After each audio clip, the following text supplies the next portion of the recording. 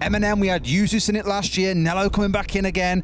The others are kind of new to this competition and at this level of play. So for HellRaisers, the experience is there. They know what it's like being at this top level for a good amount of time, but you cannot ignore MNM's trajectory. No, absolutely not. I mean, you look at the sides and honestly, I think there's sort of they're very even in footing in terms of that competitive experience, in terms of the the journey they've had to get here. You've got HellRaisers that have gone through a couple of names now, Windstrike, onto Cherty, onto HellRaisers. You've got MNM Force before that. Yeah, Force, a number of the players coming through Force as well. You've then got MNM who, as you say, have been consistent as an org for the last couple of years, but in terms of the players, there's a good few of them that have been through that UK circuit on a couple of the big teams, and there really is that sort of similar pedigree on either side, and they're both going to turn up here, and you just know they're not going to leave absolutely anything. Of course, whoever loses this game does get another opportunity. They get a second bite at it in that relegation game, but neither of them want to go there. Who wants to play the incumbent EUL team to try and rip that spot away from them? It's never going to be easy. You can do it right here, right now. By the end of today, Des, you can know that you are in EUL 2022. The dream has been realised, the year of work has paid off, and this could be your moment. And it all starts on Coastline. What a map to kick things off. It's going to be a frag fest here in the sunny villa that we step into. I'm looking at it and thinking again for MNM, this is the map they're stepping into. And it's a really interesting way we've gone about doing it this year with the map bans we spoke about on the desk already. Rather than giving a one map advantage, you get to pick from 3 options, meaning that MNM get to pick first, then ban 2, then we go through the usual pick flow from there. But it means they get to pick a map that HellRaisers have banned away consistently in Coastline. The big question is, as they posed on the desk, have they been working on it behind the scenes or not? There is only one way to find out. We're into round 1. It's going to be on Kitchen and Service on the downstairs. And looking at HellRaisers coming out with that Maestro ban, that one being targeted, I believe, against Neo on the other side, who's played that quite a number of times, so good to see that coming through. I remember casting him a couple of years ago in the Nordic scene as well. It was a very short stint, but outside of that, has spent much of his time since, I think it was 2018, playing in the UK scene exclusively. This is it, there's so many of these players, there's so many names that we could mention that have been in that UK area. Demise, Vexed, Viperio, Team 86, throw them all in. That's it, these players have been through the mill, they know what it's about, and going through the mill is Neo right now. Rush coming out with a big nitro starter for HellRaisers inside of the first 10 seconds, That's all it took us to get that opening kill. It's not enough that's going to alarm you so early just in the first round, but it's enough to slow MNM down here as well, knowing you're in a numbers disadvantage, knowing that you didn't take the time to clear out the man sat inside of Sunrise. It's going to be a little bit of a kicker. But for MNM, you can see where the setup's coming in here. Most of the members scattered off down towards office at the minute. Nello being the solo player up towards Paul, joined very shortly by, I believe, it's Solotov playing on the sledge. So a bit of a scattering, but this two-pronged attack coming in to try and get the top floor clear coming through first.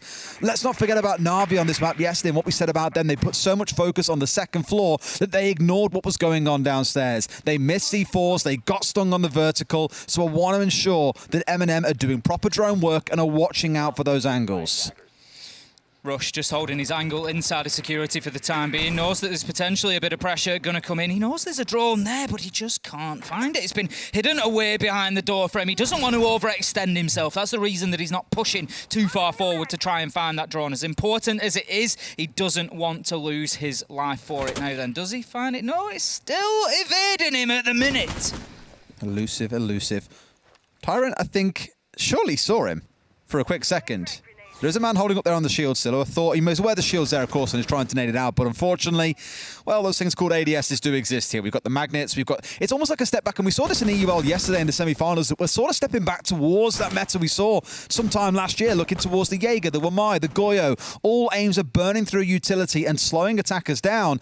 Probably because we're seeing such a rapid pace in the game right now where attackers are in a good spot. It's a good way to slow things down and give defenders a more balanced advantage. MNM are struggling a little bit here, Des, with 2 minutes in, they still don't have any top floor control. They're attacking onto Kitchen, let's not forget. They're trying to get those vertical angles, but there's just no access being granted at the minute. Tyrant does manage to clear out Exodus, but that still leaves one man from HellRaisers up above that needs to be dealt with. Rush comes in, second kill on the round for him, taking down users. Smash gets in on the party, smashing Tyrant out of the round. 4 versus 2 now, and this is looking good for HellRaisers as a mission picks up Solitop from behind the shelves. Nello's got it all to do. 1v4 on Coastline. Where have we seen that before, Des? Nello, he gets going with the first, he gets the second. Surely he can't start it out like no that. way. He moves into sight, gets aggressive. He knows that there's a man on the rotate. He's trying to find him. He's peeking either side. Does he get his man? No! Shut down by a mission on the shotgun. And Nello, the 1v4, will not come off this time. He pulled off the trigger there as well, just fired a couple of bullets, then pulled back thinking the man wasn't going to swing, but a shotgun comes out and down he goes. What? I joked to you before this game about how long do you think it's going to take for us to mention the Nello 1v4.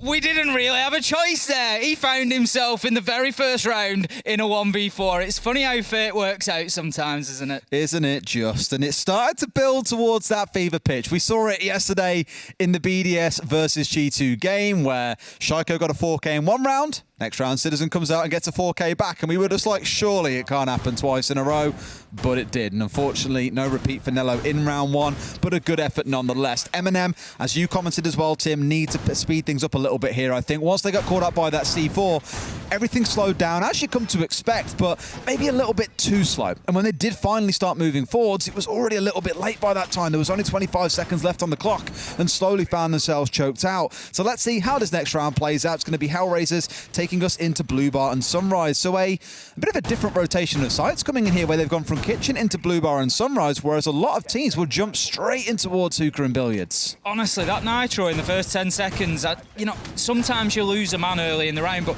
it just really felt like that body blow in a boxing match, Des. You know, the one that comes in and just absolutely takes the legs out of somebody. It was just like the legs went from underneath MNM in round 1, and like you say, they lost the pace and they just lost that aggression, and HellRaisers are doing it again, Des. Look, right up there, Nitro comes out, no joy this time, and that's what you want to see from MNM, not getting caught out twice. There's a really famous saying around this, everyone's got a plan until they get C4'd in the face. Exactly, that is very famous, very, very famous. Heard it in boxing a few times as well.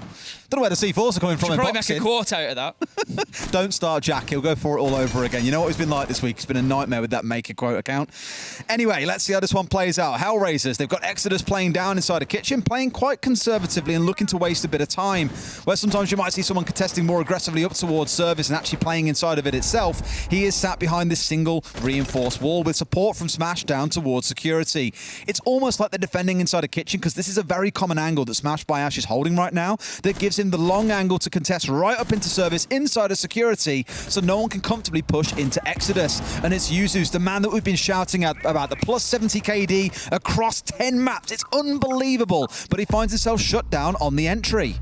I tell you what, HellRaisers are looking pretty good on Coastline so far. To say that this has been their insta-ban map throughout Challenger League, they are looking competent in terms of this defence. And what I like, Des, is that they're doing things differently. You know, this is not the standard defences that we always see on Sunrise. They've got the footholes opened up in service, for example, for a Sunrise defence. They're extending a little bit further out into the map. They're playing multiple players out away from the site, and they're making it very, very difficult for MNM to gain any ground whatsoever, and I'm absolutely loving what I'm seeing from the Russian side. It's looking good so far, but Tyrant has now got control of Kitchen. Of course, we're looking towards Blue Bar and Sunrise, and like that, the tables turn from a 4 versus 3 into a 3 versus 2 in favour of MNM. Small bit of concern I've got is they've got no drones left. They've got one, in fact, still in back pocket. I believe one out on the field for a dead player. So there is something for them, and this is their last one. This is their sole little merry drone that they're relying on to collect all the information for them that they need. They want to make sure certain angles are cleared out before they start looking on their push in, but I feel like it's got what they need to know. Office is clear. That enables Nello to start pushing his way forward, to get the wall opened up and start thinking about a plant, and they've even got security covered as well. So they've got the right map control they need here. What I want to see next is Tyrant really stepping forward inside a kitchen to give a bit more pressure on this side, stop a mission pushing his way down, otherwise he could come running down the stairs here and provide some good support. That's it. It's about time now for MNM. It's time to recognise that this is the moment to execute. 20 seconds left to go, and they need to get aggressive and take that final step. Nello does exactly that. Steps in, takes Rush down, starts to get that that diffuser down on the ground. It's all up to a mission. He sees him. Can he get him? Yes, he can. 10 seconds left to go. Can he hold them off? This diffuser, shotgun above, and absolutely no health. Shut down by Tyrant on the vertical, and that was almost tears for MNM. Almost in the dying seconds. If that was just a few seconds later, if MNM had been a few seconds slower, that was the round done and dusted there. But Tyrant with a great reverse vertical shot, make sure they get it back on side. So 1 for 1 so far. A great first round for HellRaisers, a bit of a patchy one for MNM in round 2, but still ending with a numbers advantage. This is where things start to heat up, because now we've got a repeat of the same site. We're going back into Blue Bar and Sunrise. Clearly, HellRaisers saying we know what we did wrong, we know how to course correct here, and confident they can win the site this time round. That's it, as you say now, it's about looking and recognising what MNM did well there. It was all in the mid-round for me from MNM there. We said that HellRaisers had this nice wide defence and they were denying a lot of map control over to MNM, but there was just a couple of kills that completely turned the round on its head, and all of a sudden HellRaisers just found themselves trying to hang on, and that's a position they need to avoid finding themselves in this time around. So, going to be Sunrise Blue Bar once again. We'll see just how far they extend this time, HellRaisers. They had the man out in the corridor next to Kitchen. They had peak holes into Kitchen. They had peak holes into the service area. They're doing the same exact thing again, really making it difficult to move in from this east side. I do really like it, to be fair, where you've got the one in the kitchen, the one in security, the one in the hallway, just saying if you really want to get lobby control or come pushing in through service entrance, we'll be there to greet you. We're there to hand you your keys to your room, and off you go into the building. Only they tend to be bullet-laden ones rather than, well, safe keys to get into rooms, it seems. Let's see where the hold comes in, what the changes are going to be. It feels like they're actually trying to stage here for what might be a more standard push coming in to look towards Sunrise. They're expecting pull pressure to come in at this point, which is why that shield initially was positioned out that way. The more common one being Office on the south side, which here has got a bulletproof inside of. That shield now being rotated off in towards Kitchen, so they're doubling down on their hold of the Kitchen side. Do not want to give Tyrant too much control of it too soon. The thing is, it could be an answer for MNM to take that direct push into Sunrise if they can achieve it, because there's so much manpower and utility effectively just going to be avoided, just going to be wasted out on that main lobby side should they take a more direct route in. What a nade! What a nade indeed! Tyrant drops the explosives right down on Smasher's feet and takes them clean off his legs. It was just so beautifully coordinated as well, because they had the one player holding on the security window, so he couldn't pull back into security. You don't expose yourself to the courtyard, so where do you go? You've also got a drone at your feet, a grenade thrown into that area that kind of sits between the limbo of the courtyard door and also down towards the south means he is dead, and 2 further kills raining for MNM off the back of it. They are running away with this round, Ace. It's a 5 versus 2, and yes, they were caught sleeping in round 1, but MNM are waking up into this game. MNM really starting to put HellRaisers through the ringer here in round 3 now, finding kill after kill and just making it extremely uncomfortable for them. Look, you can see it on your screens in front of you. There's nothing for HellRaisers to do but to dash away from sight. A mission, Flares just chased out of their tail between the legs. MNM now with full access, and HellRaisers having to fall back to vertical holes that have been opened up for them to try and prevent that diffuser going down, but it's very unlikely that they see too much success from up here. Flares manages to get a little peek but can't find the kill, and the pressure continues to mount from MNM. It's just about getting that diffuser down now. The beauty is, of course, you've got both the sledge and the mute here, so shotguns galore to open up whatever holes you may need opened up. A mission whiffing a little bit, but finds his double from the lobby side. Flares left in a 1 versus 5, and these are the kind of rounds that you very rarely see go the way of the defenders. Unfortunately, Nello getting in position to go for a plant, and Flares is just a mile away here. Going to be in no position to be able to contest this one. Going to have to try and pull off a miracle and get a defuse, all in the space of about 25 seconds or so, and we all know that's very unlikely, Ace.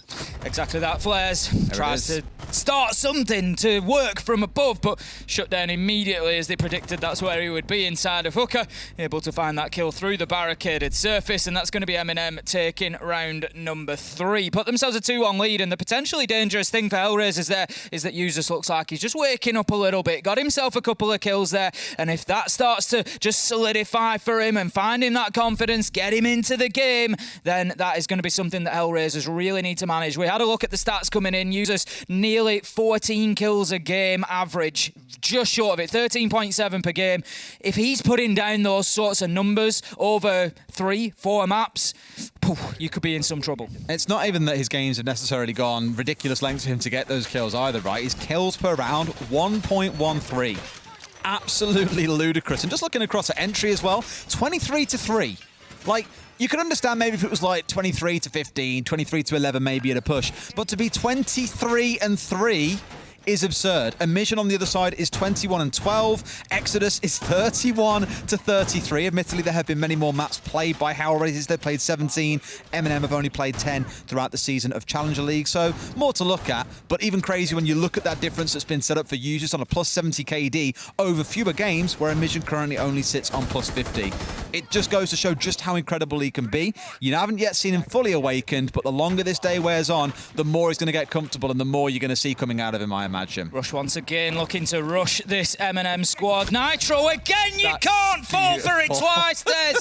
Fool me once, shame on you. Fool me twice, shame on me. Nello just falling foul of those explosives getting launched out, and it's been the same place every time, Des. And Rush has got away with it for a second time. An absolute steal of an opening kill for HellRaisers there. It's the first time that we're seeing them defend up on the top floor.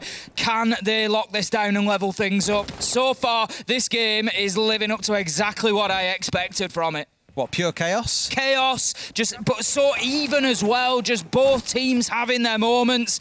Honestly, this is on a knife edge as to who wins this series. And it's all so early on as well, only map 1. Here, MNM are trying to get control of VIP. We spoke a lot yesterday about the likeliness of seeing Kaid on this map to electrify the VIP wall. It means Exodus can play here pretty securely. That's exactly what he's looking to do.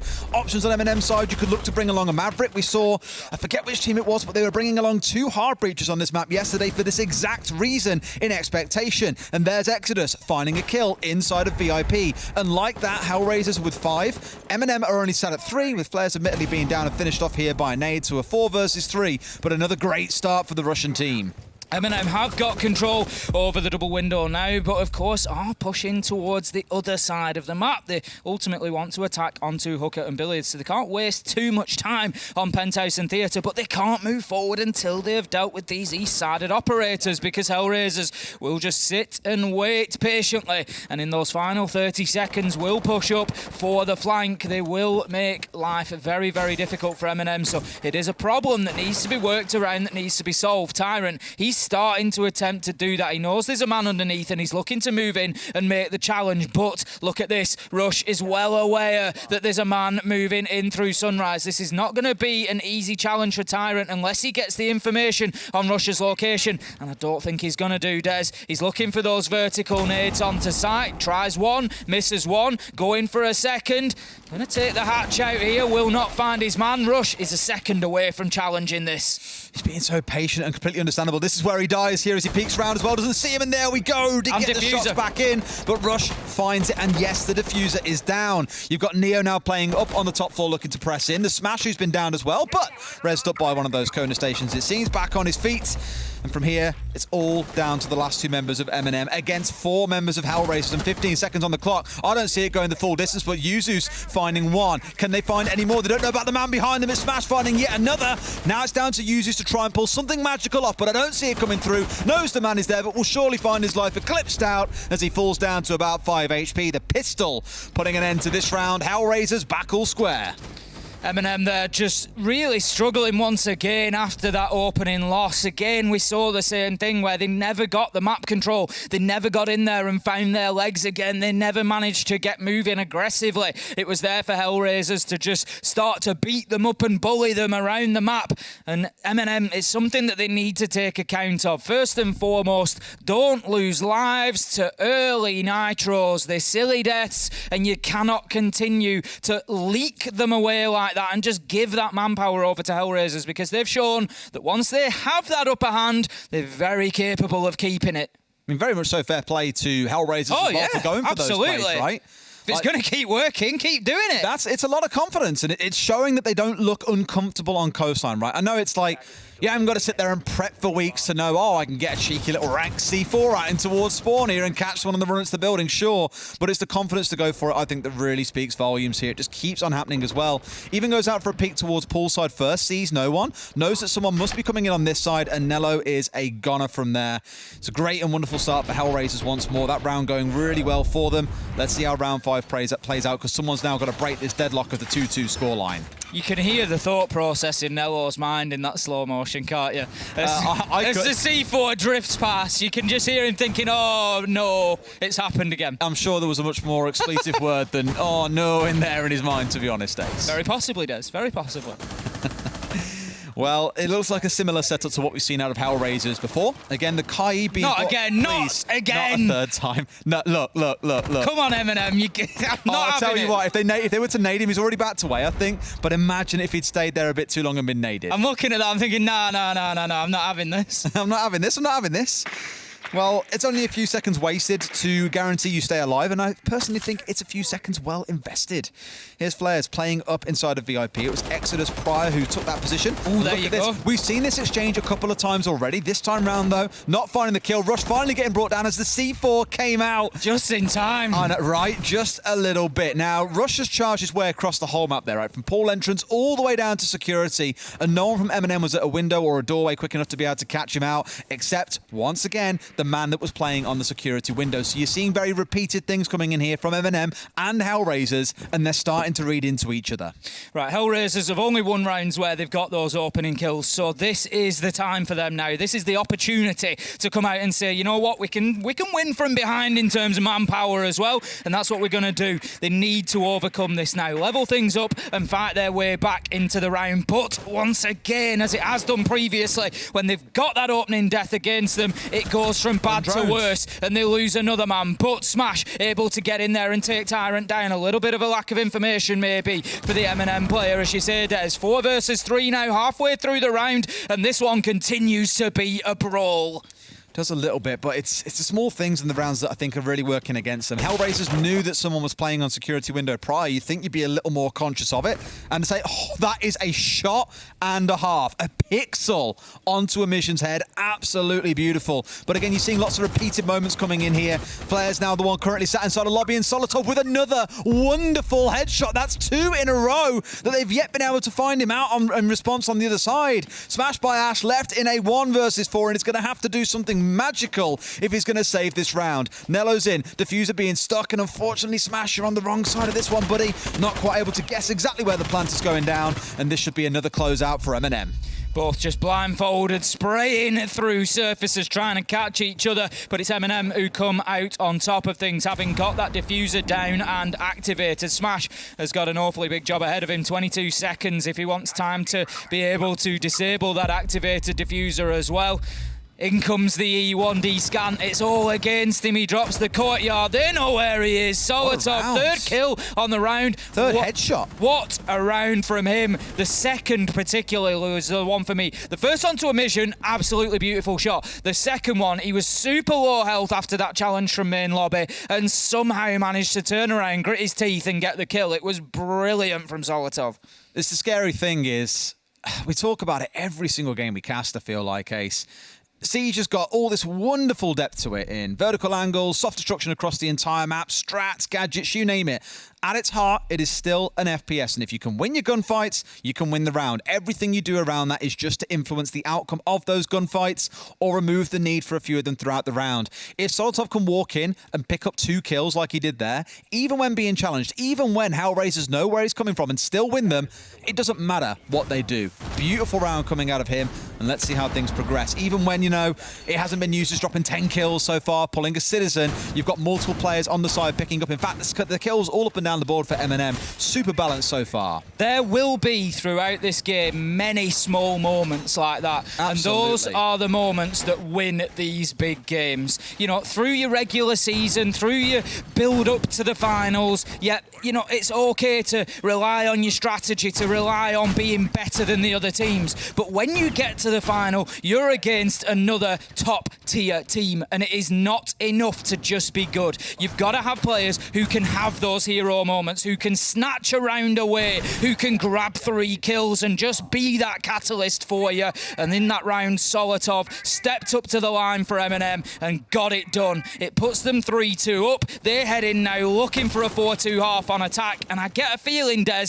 they really need it here. Solotov's in here, rapid as well, charged his way forwards quicker than we've seen MNM do so far, where normally they've been a pretty slow team, getting the drones down, for example, getting up to the building and then worrying about their way in. Solotov's just holding inside of Sunrise, and he could catch someone like Rush, who, as we've seen several times over so far, living up to his name, charging across the map to get to critical locations. Maybe less so in this round, given he's playing on the Echo, so wants to stay alive a little bit longer than what he has historically, but no C4 attempt coming out, of course, from him. Does mean that for HellRaisers, it's a bit more of a slow, passive defense. You've still got the Goyo, the Wamai, the Jaeger, you've still got the smoke to sit behind, but now you've also got the Echo to help with those late round plant denials. Well, that's it. It's interesting, you know, that HellRaisers have switched it up for the final round of the defense. You know, they're still adapting, even when they know that they're about to move on to the attack, and they're doing things a little bit differently, like you're saying, maybe not going in for those aggressive entry fights. It could well be, you know, I picked up on it, Des, when they lose those entry battles, they're not winning the rounds on the back of it, so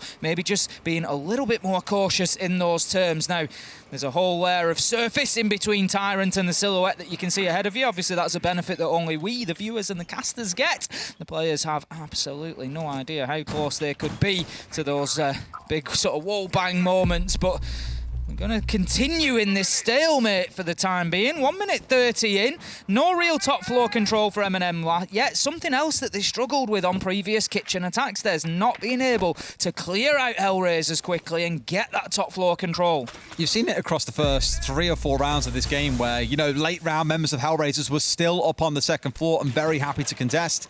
It looks to be a similar story here. Once again, they want to get the site cleared out. They want to get into a spot that does not have shotgun holes in the ceiling above it and look for a plant on there. Solotov has been sat here, by the way, patience of a saint. About 1 minute and 45 seconds. He has done nothing but sit around that double doorway inside of Sunrise and look to challenge onto angles like Cool Vibes, like across the courtyard, like down the main hallway. Outside of that, he has done nothing because there's been no need to. I think MNM might be making assumptions here about just how clear they are up in VIP. Mission manages to get Nello, use this onto Smash, and this is just turning into an absolute bloodbath inside a site. But the diffuser is down, and HellRaisers currently sitting on top of this battle. Users moves in though and takes the head off a Mission as he gets himself through service entrance. A little bit of site control is now in the hands of MNM, but with 13 seconds left to go, Solotov's position here is going to be particularly important, but they haven't dealt with the threat above, and it's cost them, Des. We said that they didn't clear out VIP, they didn't get top floor control,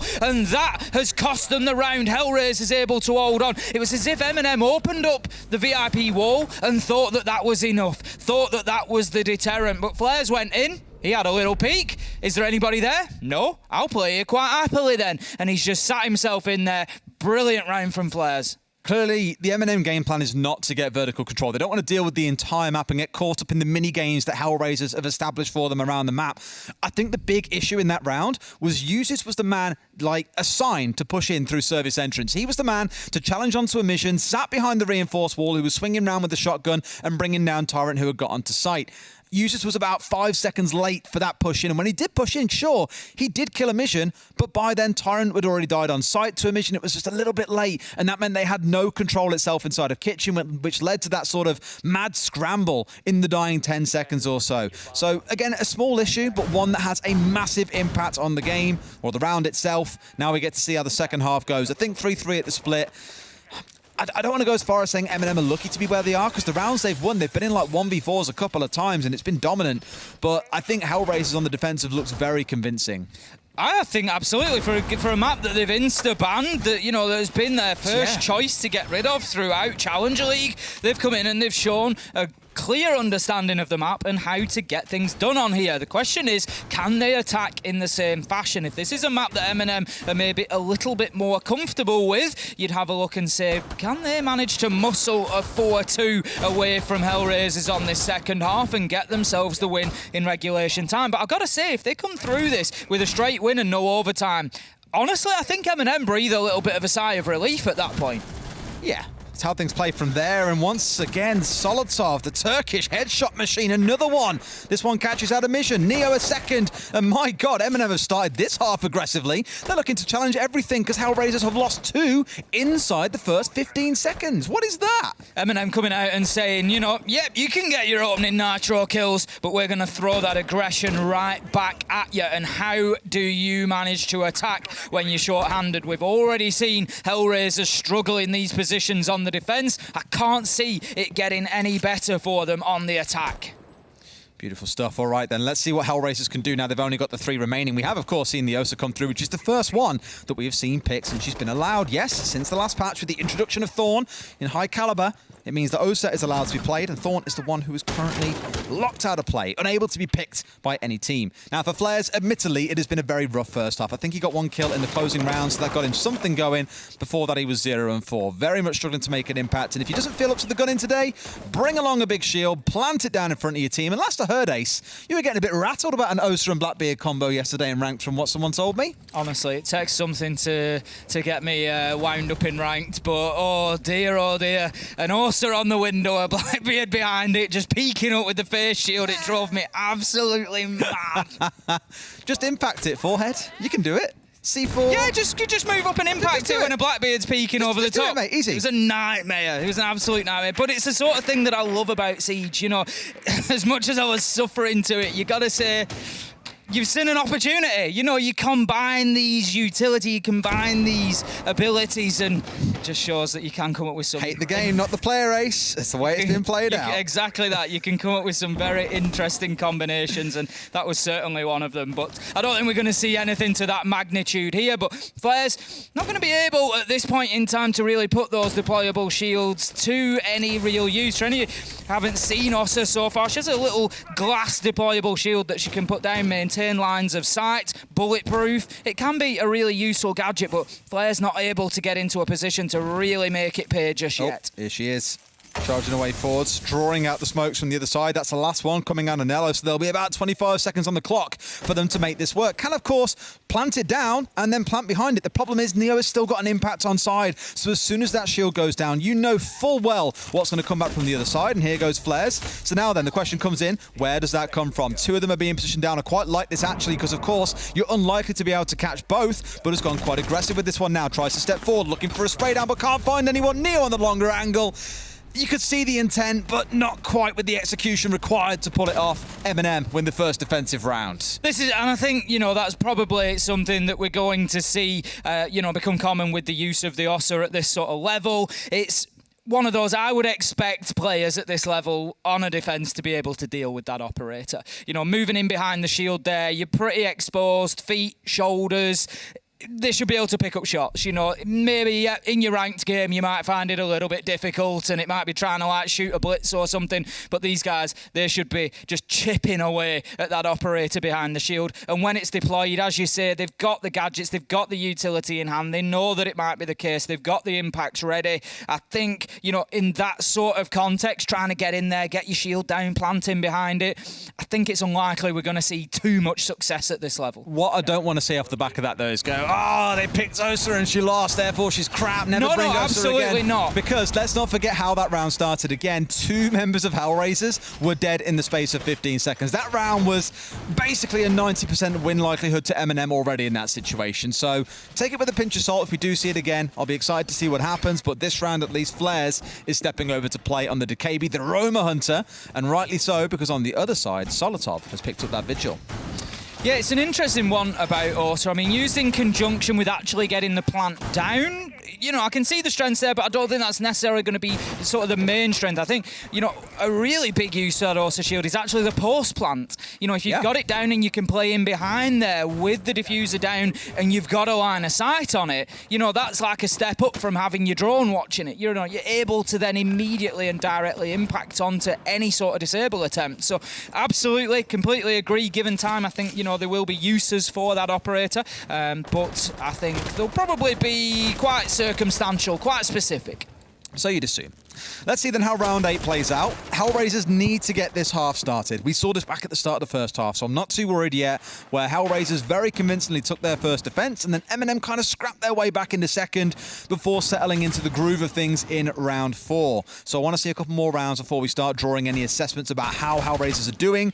Here at least Solotov's looking to get a bit of contestation on the go in towards VIP. Worried about a bit of pressure potentially coming in from the hookah balcony. So has a shield facing out that way, but this is a small part of it here. Quite aggressive coming out the other side. Exodus stepping up a little too keenly there and very quickly shut down by the members of MNM, almost as if he was just a fly on the wall to be swatted away. No big concern for them. Solotov's having a great day so far, and I'm interested in this MNM defence because once again it's sort of like the it's how did they do compared to HellRaisers. HellRaisers did a very good job of keeping hold of top floor and using that vertical control.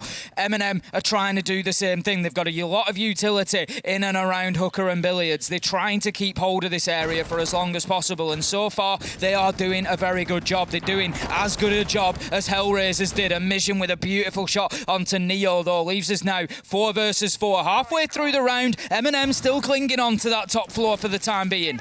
And that's all right, that's plenty just fine. One just drops away there at the last second as Smash steps his way through, looking to challenge in towards the bottom of Cool Vibes. We just saw a player from MNM scoot down there as fast away, get away from this as fast as they can, sorry. Now playing mostly around sight. It does give HellRaisers probably here about 60 seconds to play with, but Solotov somehow has slipped from playing up in bars all the way down to lobby and picks up a second wonderful kill in the round, this time onto a mission. I know we've said it a couple of times, but this guy's the Turkish Terminator. He's picking up headshots for fun here today. He's just absolutely playing the vigil role perfectly as well. He's slippery, he's keeping himself off the radar. He's popping up at bars, he's popping up in main lobby, he's getting kills, he's wasting time, he's making HellRaisers' life a misery, and he's just playing that role beautifully. HellRaisers have now had control of the top floor for about 45 seconds. They've still not really managed to make it paydays. They're not in an opportunity to get that diffuser down. They are still losing men. They are still chasing shadows here. They finally managed to shut down Solotov, but with only 14 seconds left to go, there is too much work to be done as Nello, one of the ultimate siege site players for my money, just chips away at them one kill after another. There is very few people in this game that know the inside of the sites as well as that man Nello. Those final 3 kills in that round, we had them all on screen from HellRaisers, or final fights, I suppose I should say. And every single one, you could see that there was no drone lead in, there was no real information. It was just constantly cross around the corner of the doorway, pan round, hope you find someone there. And MNM were just a little bit too quick to the punch for HellRaisers to get anything back. Just goes to show, you get towards those dying 30 seconds or so, when drones are running light, when you're out of information, it gets very scrappy for the attackers. A good closeout by MNM. They move up to 5 and 3. 2 defensive rounds back to back. MNM looking supremely confident here on the defence, and right now, you gotta say, they're looking good for Coastline. Like you say, heading up now to another good site here, Des. This is the one real strength of Coastline. It's one of the reasons that I enjoy this map, is how viable all of these sites are. We even see now solid defences inside of Penthouse and Theatre. There are 4 realistic options, and that just gives MNM a real opportunity here. If they can lock down what is, in many cases, a primary site choice for a lot of teams in hooker and billiards, they get themselves onto map point, and they really do look to put themselves in a good position, best foot forward in this best of 5. And I hate to kind of jump on one player here for a second too, but looking back to the start of that last round, the first kill that Solotov got with Exodus trying to push him up around the Vars area, you'll be asking questions about why is he solo pushing there at all? Like, you're stepping into a guy who's got a shield for a little bit of cover, who's got the backup of Yuzus, who was sat inside a hookah as well. It just felt a bit misinformed, and when one man is trying to push, not even into just one, but potentially 2 or 3 members of MNM, it's going to be very easy for MNM to get you closed down and out of the round. You lose the utility set on that Zofia. Your team's into a 4 versus 5. You're just pushing up a little bit too keenly is the best way I could describe it. So a bit more discipline on that front, waiting for the rest of the team to be with you before you take your challenge, I think is going to be the right way to play it. HellRaisers trying to get themselves in aggressively here across that top floor, just looking to move through Penthouse Theatre. Solotov just again trying to make himself unpredictable, looking for that challenge from the top of White Stairs. But HellRaisers are doing well here, Des. 45 seconds in, they're established in VIP, they're holding their angles into sight. They're going to make things a little bit difficult here, but it's like they do lose some ex-Kairos pellets there on the VIP wall as they try to open up an even more advantageous angle for themselves. It's not going to be possible right now. They've got Tyrant underneath as well. He's got impacts and not a nitro, so less of a vertical threat maybe, but Solotov is down there and can rotate around. Can for now, but again, it's almost like chasing shadows on the side of HellRaisers where they're still looking for these members of MNM like, okay, well, where do we find them? Where do we close them out? Sure, they've got this full east side control, but you've got to start the killing at some point, and this might be the one. Oh, smash! Not quite smashing through the skull of the enemy. Melusi, I believe it was, just about dipping away. Tyrant, lucky to still have his life at this point. But look at how aggressive Solotov is being once again, because now they've got to worry about clearing out Office 2.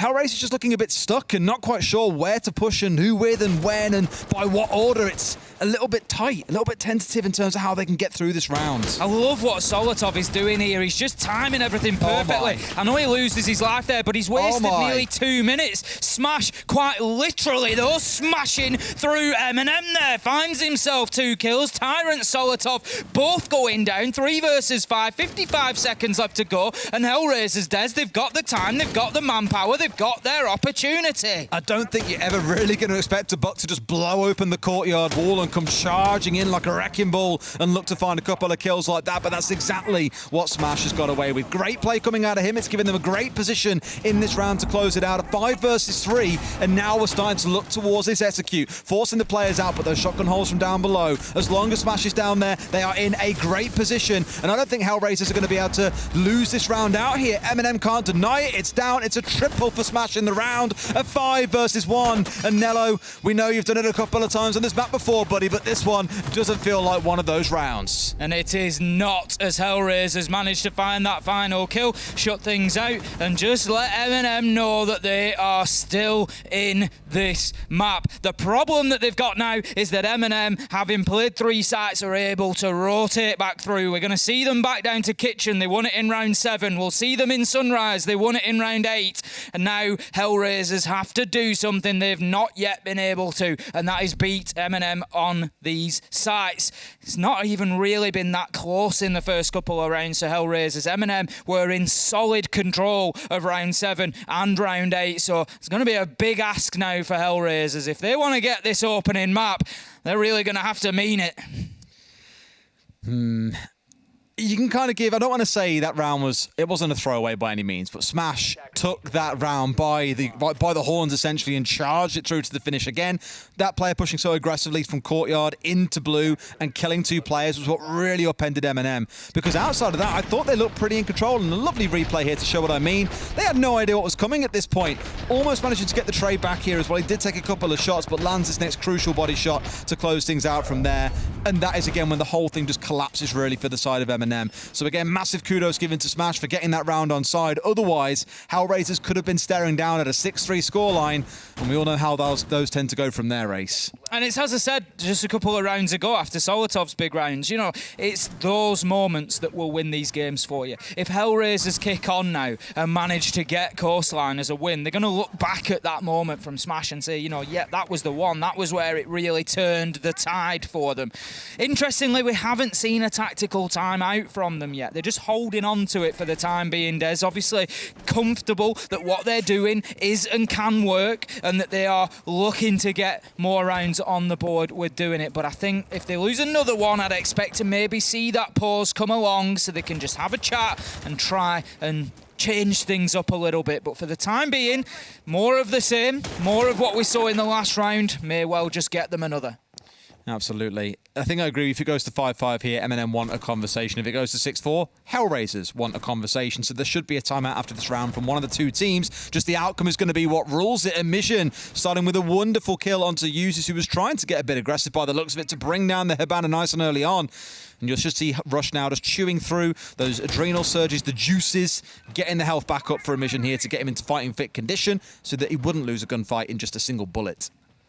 Can see the peak potentially coming onto the window there, but I think the Malusi of Neo is just going to hold himself inside of security there, not going to get overly aggressive, which I think at this point is probably a good idea. The last thing MNM need is to be losing a second player here. They are going to be looking, as I said, for the success on this site, having won it back in round 7. Now then, Smash established inside of VIP. HellRaisers once again going after that top floor control. It feels like they go after it with a little bit more veracity than MNM did when they were in the same position. There's the little peek from the Legion, but Smash this time unable to make the sort of difference that he did in the last round, unable to find that kill onto Tyrant, who's now able to escape back down to the ground floor. Does, at least for now. Exodus the one pushing in through the front door itself, just making sure lobby can't be hold, because they want to start pushing in at some point and clearing out security too, denying those longer angles. For now, it has been the vertical control, something that we said MNM basically ignored through the entirety of the first half. HellRaisers putting a little bit more focus on it, and Smash, his impact on this book, not just being for what he did in the last round, but across the last few, has been pretty noticeable. I'd probably go as far as saying with this operator. Now he's up and above and can start opening up the vertical angles, forcing MNM off site to let the members of HellRaisers that are lurking around pick up some more kills in corridors. Rush finds Neo, and now Tyrant is the one who's being challenged. Tyrant was very lucky not to lose his life there as he took the peek onto the courtyard towards Exodus. He was challenged from the corner at the same time and almost lost it. Smash onto Solotov. That seems to be a battle that is waging on throughout Coastline. Now here comes Tyrant. Does he find his man? He finds one, drops the diffuser. Does he go back in for more? He gets a second nearly, but not. Nello finds a mission. 1 versus 3, shut down, and all of a sudden we are back level 5 versus 5, and we're going to see a minimum of 12 rounds on Coastline. I can't wait for my ranked games to be filled of Buck players running around with the marksman rifle. You just know it's coming at this point as well, because Smash is making it look easy. He picked up a 3K in that round. Again, I keep on speaking about the plays that he's making, the vertical control that he's establishing. You know, throwing back 12 months ago, it reminds me a lot of what we used to see out of Gorgona playing on Kavana. He loves Buck. It's his favourite operator. I asked him why, and he said, you know, Buck over Sledge because it's not just about the vertical destruction, but it's also the horizontal destruction you can do. People just don't expect you to open a massive hole in the wall right in front of their face, but he's all over the map, causing absolute chaos for the side of MNM. It's wonderful to see. He's up to 12 kills. He's dragging HellRaisers through what historically has been one of their worst maps. They always ban it away, but my God, are they giving MNM a challenge. Well, we're guaranteed 12 rounds, Des. I think it's about time that we spoke about the possibility of overtime. For anybody unaware, if we're playing a best of 12 rounds in regulation time, so if we get to 6-0, we will head into overtime, which will then become a best of 3 rounds. So basically, whichever team wins 2 rounds in overtime will win the map. Now, Des, we have a little bit of a habit of going to overtime. I've got to say, with what I have seen so far from this game, I would love to see 75 rounds today. No. Just honestly, give it to me every single round, 15 on every map, because this has been an absolute joy so far. You're saying that for the fans. I'm absolutely not. No, you know that I don't do that. The first ever multi-game series we cast, a best of 3, went to 45 rounds and took 4.5 hours. I would like to sleep at some point today. I'm not going to lie to him. Des, it is a sacrifice that we make time and time again. Some of you may die, but it's a sacrifice. It is a sacrifice that I am willing to make, Des. You know, if you have to lose sleep or your voice, that is a sacrifice that I'm willing to make for everybody at home to get every single drop of excitement out of this matchup that we can, because so far, boy, is it delivering. We've had big moments on both sides. We've had great play on both sides. We've got good siege, hero moments, everything that we could ask for. Now then, we are 1 minute inside of the 11th round here. 5-5 on the scoreboard in map 1. Remember this one before? I do remember it, Des. So last time it was Exodus pushing in by himself, but this time around they've sent 2 and a great nade underneath as well. Solotov, very lucky to get away, but they had 2 players here ready for the trade. So it's not just one man pushing in. Good adaptation coming out of HellRaisers, but they need to unseat Solotov because he is still here. Shield or not, he will remain. Almost getting naded out again, this time down to about 40 HP, and he's got to be feeling skittish. Solotov having his toes tickled, but they're unable to find the kill onto him, and he maintains his position for the time being. being. Now then, Neo, he's being challenged. Nello taken down. And here come HellRaisers 4 versus 2. 4 versus 1. Mission is down, but Tyrant has it all to do. And it doesn't look likely right now. He is defending, of course, on the bottom floor. That is the next step for HellRaisers, is to get themselves downstairs. But they have done a much better job of wiping out that top floor control than MNM were able to do on their attacks. And HellRaisers, Des, with 3 rounds in a row, they now find themselves in the lead. They find themselves on map point. They find themselves staring down the barrel of winning a map that they have consistently banned throughout this tournament. This could be a huge coup for them. Smash is on a 4K in that round, a 3K in the prior. 7 kills across 2 rounds is ludicrous. And what I love about that round more than anything, we spoke about this yesterday. I forget which team can't take it. You start feeling very, very nervous because the longer a best of 5 goes on, the more watered down the map pool becomes, the more likelihood is that both teams play on that map. Just want to stress it again though, Smash currently on 16 kills on this map inside 11 rounds so far. Wonderful start. I don't quite think he's looking to do what Citizen did yesterday and break a series kill record. Citizen was, what, 55 kills yesterday to break 56. Out the best of 3. And 2, I think it was 55 in the end. Because one overcounted. 1 was overcounted because of how it worked out with someone being downed rather than killed, yes.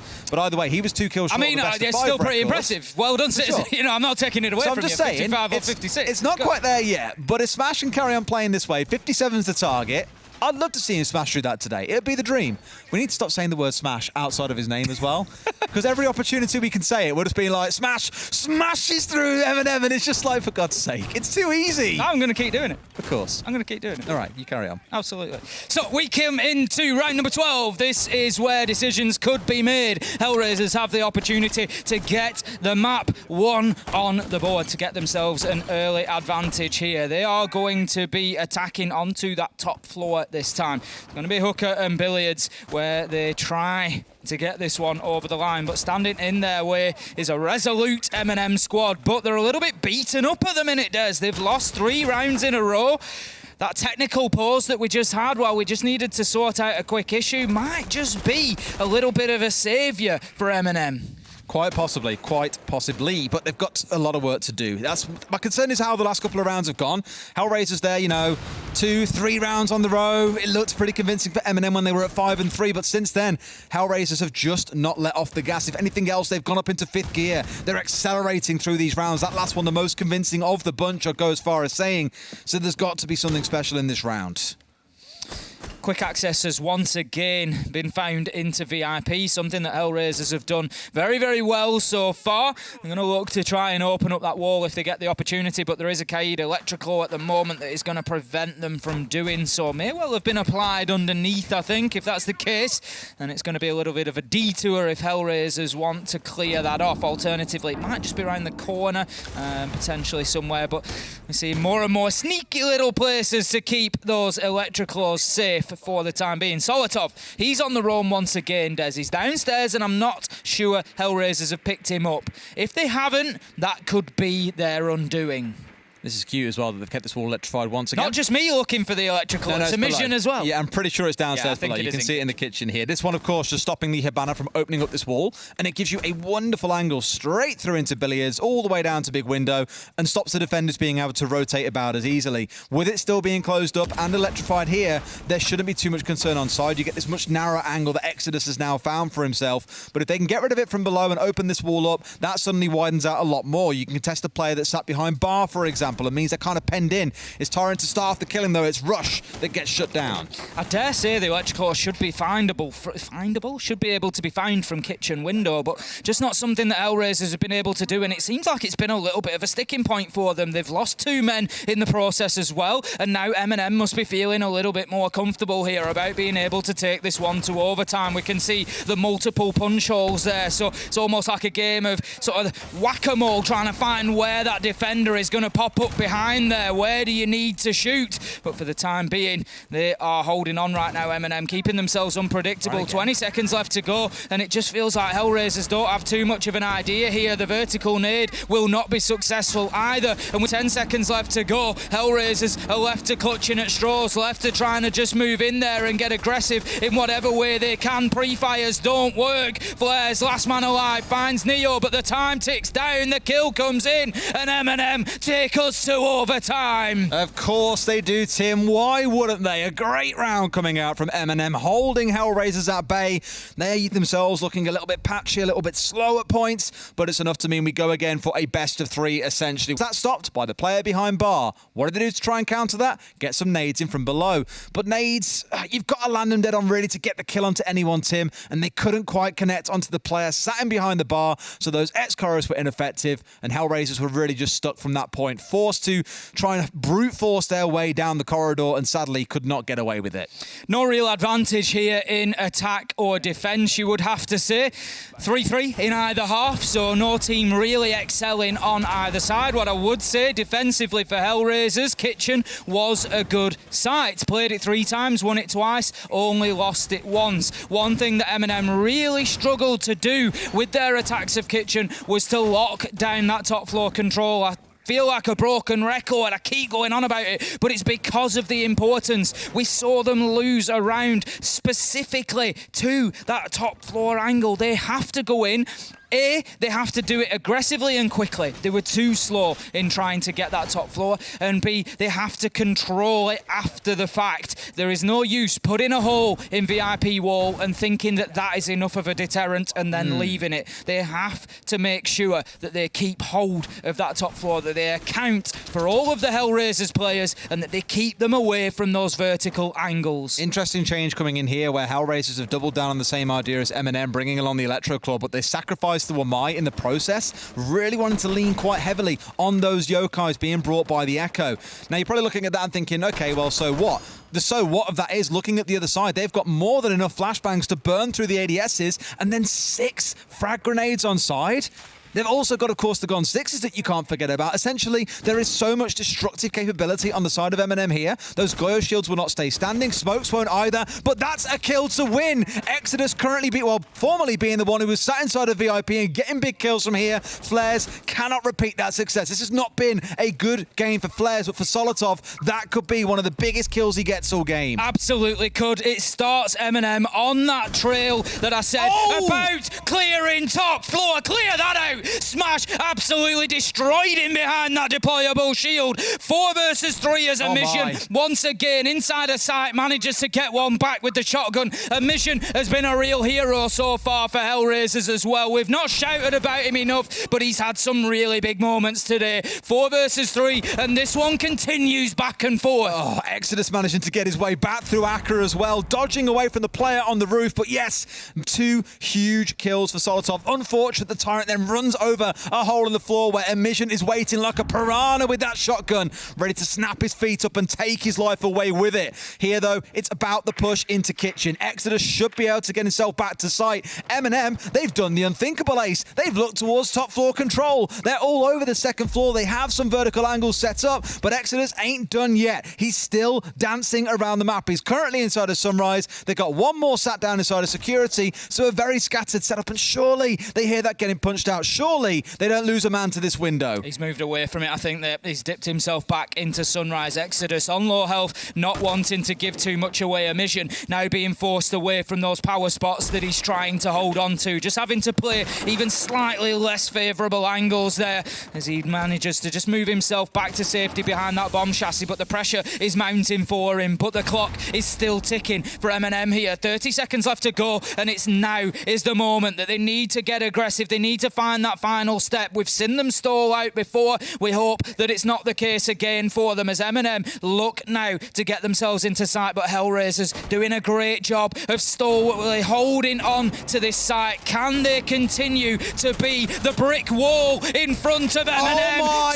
2 kills for Emission. I called him out earlier and he's gone absolutely huge with a third. Right now, it's all up to Solotov, but the time ticks away, and it's an agonising round loss for MNM that looked for so long like it would be in the books. And once again, it is advantage HellRaisers, and another great round for the Russians. MNM running through so much time. It's so frustrating at points because, again, they get 2 early kills. Solotov pushing into Hall of Fame. I said it at the time, that could be one of the biggest kills he gets. Then turns it into a second into theatre, eradicating the second floor defence. And you think, great, MNM, for the first time, have taken second floor control. They've got 6 frag grenades to play behind, but when that clock hit 0, Tim, they still had 4 frag grenades in the back pocket. Why are they not being thrown at someone? Why are they not being used to unseat a Mission, who all game long has played on that connecting rotate between the 2 kitchen sites, and he's got a 3K from there? It's, again, the small things that are being missed, and the utility not being used is costing them rounds. And that is another one where the clock, the lack of utility usage, and some excellent play out of a Mission has come back to bite them in the backside, and HellRaisers are about to take MNM's map pick. What a round from a Mission there. Just absolutely stepped And Exodus. up. And Exodus now, as well. I want to give to Exodus, the HellRaisers all round, great defence. Exodus didn't have to kill anyone. We're not scared at 3 versus 5. They were happy that they could get that one locked down, but just such essential kills inside a site. I do, again, really want to celebrate Exodus there. The amount of attention he was drawing by rotating through the map, was it risky? Sure. He nearly died running through luggage, and that could have been round over because it would have been a 2 versus 4. But keeping himself alive, moving about an awful lot, it was a lot of patience out of HellRaisers, even down to the player, forget who it was, that was sat holding inside of security. Everything was just done to the book, playing it very sensibly, not panicking, even when they've lost their first 2 members. I said it back in the first half that I felt like HellRaisers should have been a bit further ahead, and that last round, wholly deserved by them. Absolutely. HellRaisers looking very, very good on Coastline so far and looking worthy of this first map should they win it. MNM, they're going to have to show us something here. They're on the defence, and this is their last opportunity to keep themselves fighting inside of Coastline. It's this round or absolutely nothing for them. They need to try and continue fighting. Exodus moving aggressively in towards VIP. Now then, Solotov on the Mozzie underneath. We've seen this before, and he was shut down by a smash last time around, unable to make too much of an impact on the round. They're going to be hoping for more from him this time. You'd hope so. Flares, I don't want to be too much of a cynic, but putting him on a fragging role, I mean, okay, to some level, Twitch is now more supportive because she, of course, has 3 drones. Those drones are more valuable, so you'll spend more of the round on them than you probably will off them, to be honest. The F2, though, is still a phenomenal gun, and I'm just concerned that someone who's not really hitting his shots today, is it the best call to putting on something that's meant to be the entry? Maybe not. Smash knows that Solotov is in here. There's a drone. There's been a yellow ping, Des. He's waiting for the challenge. He makes it, and he finds it. Rips the man down from behind the barricade, and what great teamwork we've just witnessed from HellRaisers. That has been one of their key performance factors so far throughout this game, as being able to combine in that way, and they do it again. Great kill to open things up, and that could be the floodgates opening here that managed to get HellRaisers over the line. I know we keep on talking about numbers like what Solotov's putting up, for example, but the team play on HellRaisers' side, I would wager, has just been next level in this game so far. That being a wonderful display of it. Time and time again, they are finding these big kills in these big rounds, but MNM still far from out of this. Yes, it's a 4 versus 5, but we've seen rounds flip back. Now Smash, across to the other side of the map again. The man's a madman. He will not sit still. No one on HellRaisers will. This is like a wacky warehouse. It's like a playground for the Russians right now, and they're having a field day, charging back and forth, keeping MNM guessing, and they've got 40 seconds to play with here. So MNM are relying a little bit on that clock to do him a favour or two. Exodus, he's trying to push his way down hallway. He's died pushing coming up through here so many times over, but he needs to get it broken open, Tim. MNM desperately need the 6th man to come to their rescue here, it feels. They're just, as you say, Des, trying to hold on. Users finds a big kill onto Rush, takes some damage in the process, but those seconds, they just keep ticking, they just keep burning away. 16 of them left. A Mission finds Users. There comes one back from the side of MNM. 10 seconds left to go. Flares has to get in here and get this diffuser down. That's what he's going to try. The smoke canisters in order to help, but denied from underneath, snatched away, and an attempt again will be made by a Mission, but no chance, and we go all the way to 15 as MNM manage to fight their way back in hooker and billiards. Again, such a crazy decision. Everything's smoked off, and where do you go? To the one place you can plant where there are vertical holes below you. It's such a kicker, because you know that you shouldn't be planting there. You know it's easy. Be a thing. It's easy done in that situation. 10 seconds to go. It's a panic plant. No, it's a panic plant. It's is. just got to get in, get it down. In the heat of the moment, you can make bad Tunnel calls, vision. and Tunnel vision. That is one of them. Round 15 is the way it has to go for this first map. You would not have it any other way. As we step into it, Hookah and Billiards are going to be where HellRaisers step into for their final defense. Is there anything saucy coming out on the defensive side? Not really. Once again, the Wamai being dropped away, the Kai coming in, but the Thunderbird is here for Rush. So you're once again going to see a player sat inside of VIP. I don't want to harp on him too much, but Flares, please let's not let it be you. Let's have Exodus inside of there. He's the one who's done a lot of damage onto the members of MNM when they have tried to push in through Hall of Fame. That has got to be the play they go with, because MNM have shown so far they've been unable to break it open when Exodus has been the player sat there watching. We've only seen one defence of Hooker and Billiards so far for this HellRaisers side. It was back in round number 4, and they were successful. They did manage to hold on to it, but MNM, there's a little bit more on the line this time around, you would argue. Back in round 4, it was not about a match being won or lost, and now it is for both of these sides. HellRaisers, as you said, as they've been so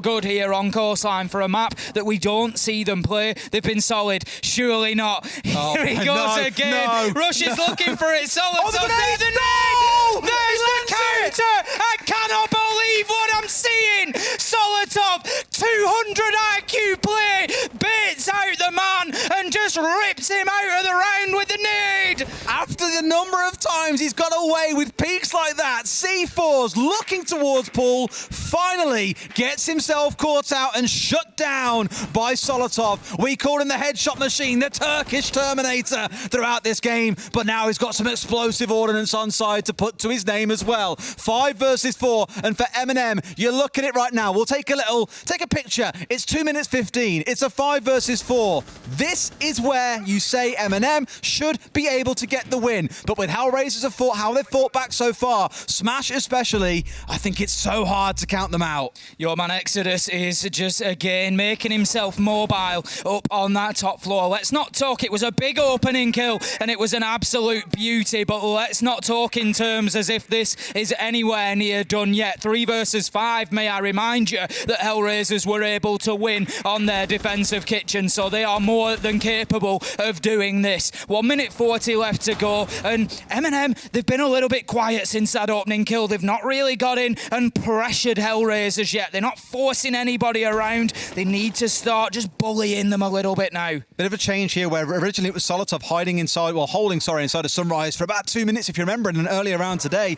They've changed that now. It's Tyrant that was sitting there, and Solotov is free to go and move into office. So trying to play a little bit looser here, get some damage from below, making use of the sledge. They want to force people to move. That grenade not quite connecting onto the right man, but my God, would it have been massive if a mission had gone down there.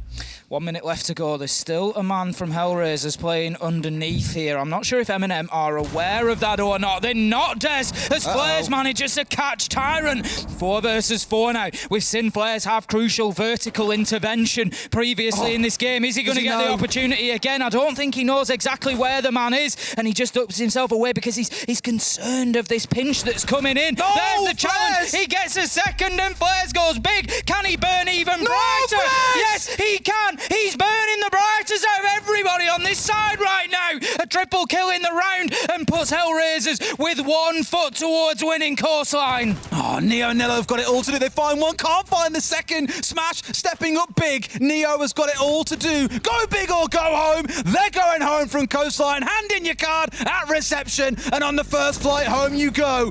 MNM lose their first map. HellRaisers 1 up. What a game we have just seen start to unfold on Coastline, and the beauty is we've got a potential of 4 more maps of this to come. I can't believe it. It had everything you could ask for in a story. Flares, who has 3 kills by round 14, has